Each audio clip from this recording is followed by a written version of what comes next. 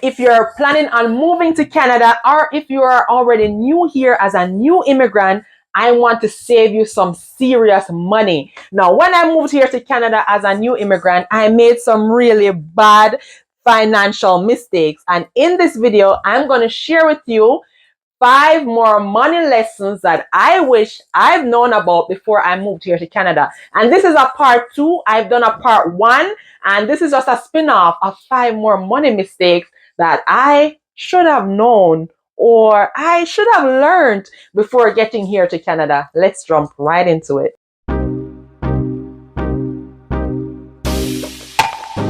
Welcome back to my channel. If you're new to me here, my name is Yasheika Turner, and on this channel, I help Canadian immigrants to thrive in Canada, especially when it comes on to financial freedom, building wealth, and becoming a homeowner here in Canada. I'm also a licensed realtor in Hamilton, Ontario. So if you're planning on purchasing your very first house, feel free to give me a call, book your free consultation. It's in the link in the description below. Now, let's talk about these mistakes, these money mistakes that I've done, that I've made as a new immigrant after moving here to Canada.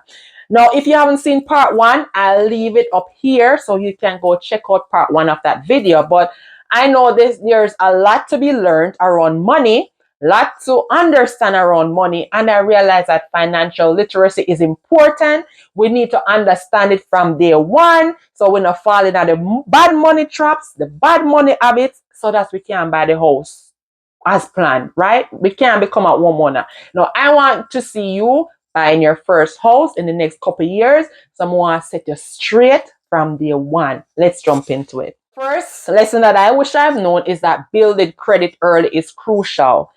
If you don't have a good credit history, that means no mortgage, no car, no credit card, no nothing, right?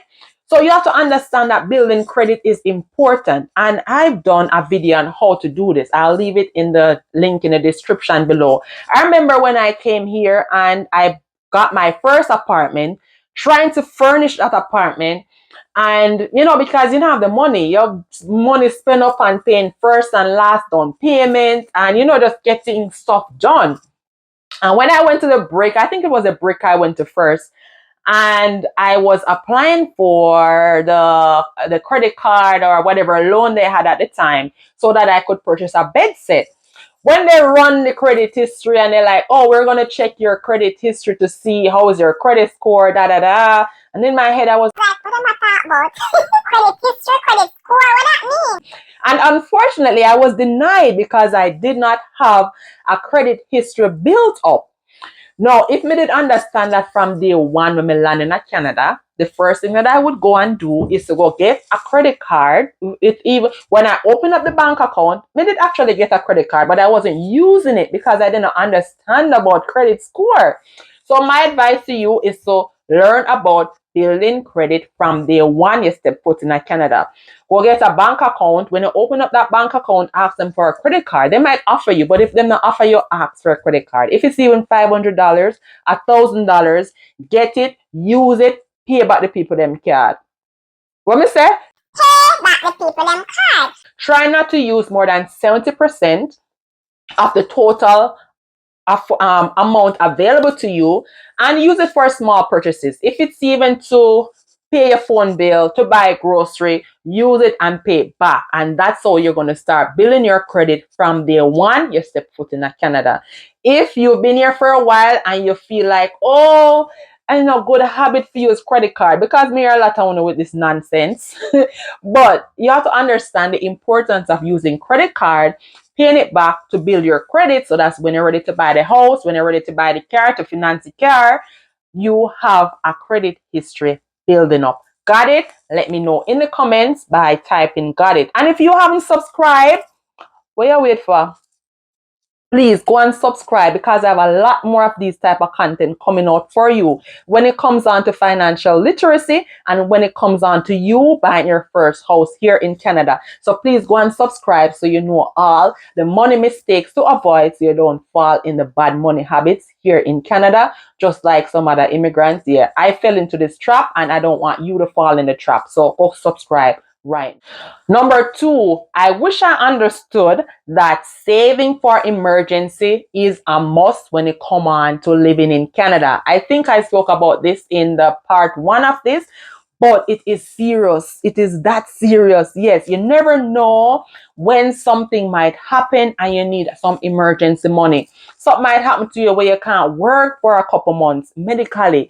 Something might happen where you have to go back home for emergency. Your parents get ill, your kid get ill.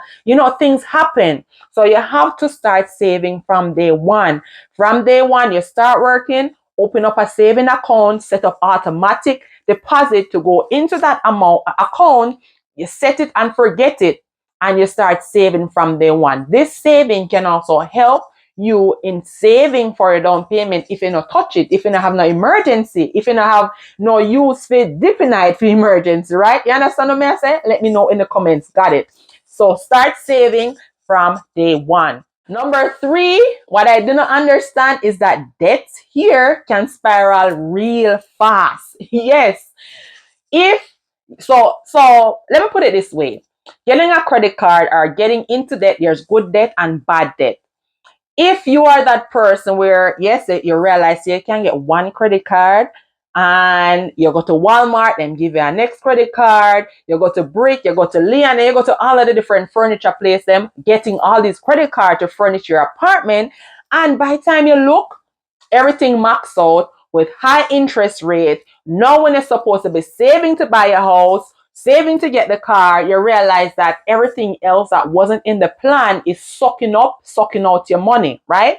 And I fell into this trap and I realized that very fast, very quick, because I found myself at one point with around 6 different credit cards. I spoke about trying to get the bed set from Brick. I think after I built my credit score, built my credit history, after a while I was approved to get that credit card from Brick. So I had a Brick credit card with my bed set. I had a Leon's credit card with like my living room furniture. Then I had the bank credit cards. Then I think I had Walmart credit cards. I had so many different credit cards, which I was saying yes to everybody who offered it to me. And it took me a while to realize to say, hey, stop taking these people credit card, because you have a plan to buy a house in the next 5 years. And by the way, I just did a video on how I bought my first house after moving here as a single mom. You can go ahead and check out that video. I'll leave it somewhere up here after you're done watch this one, right?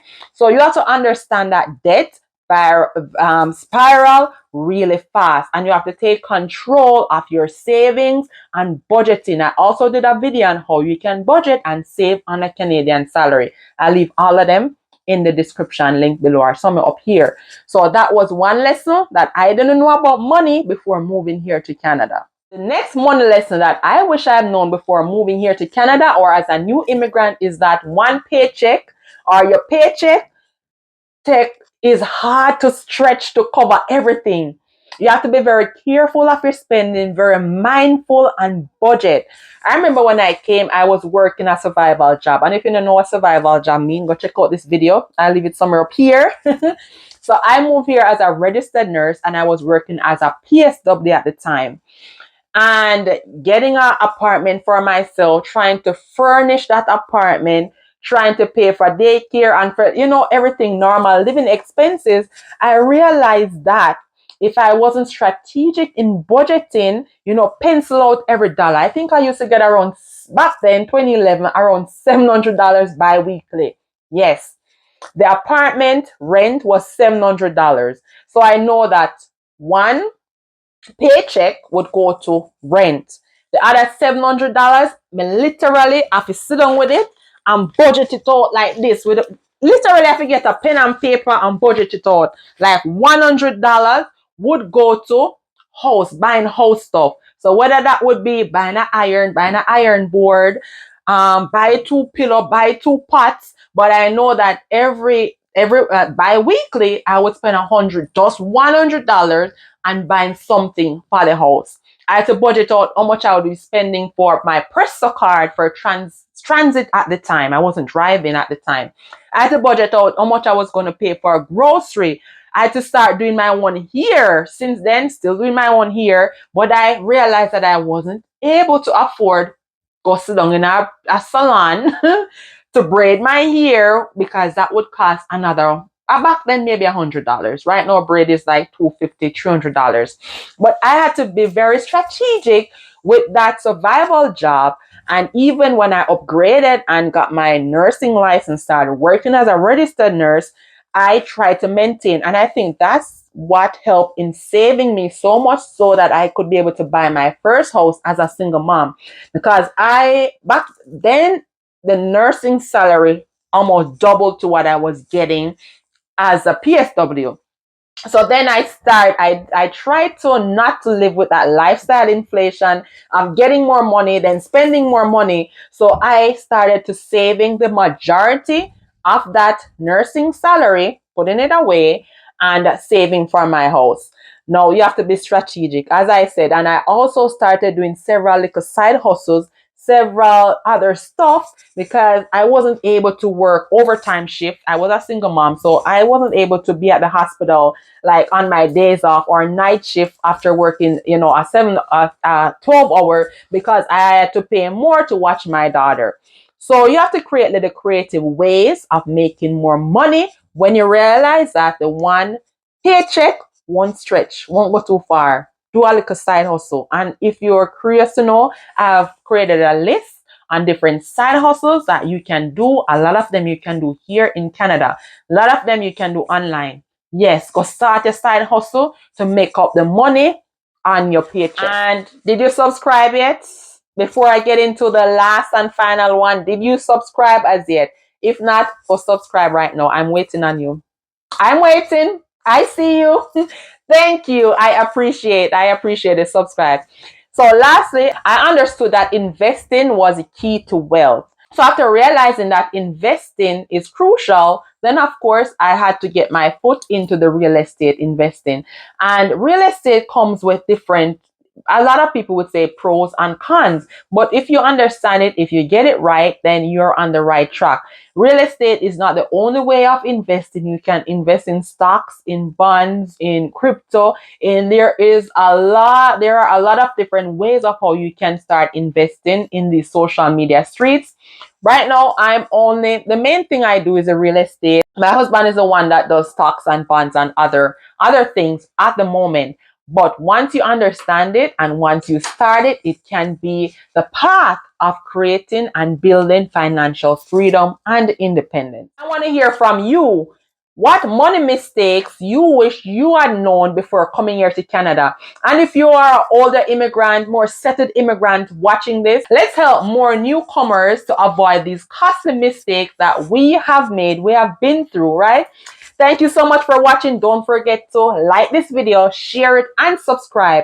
And I want to hear from you. What is the next video you would like to see me create? Let me know in the comments. See you in my next video. Bye. Wow, good talk later.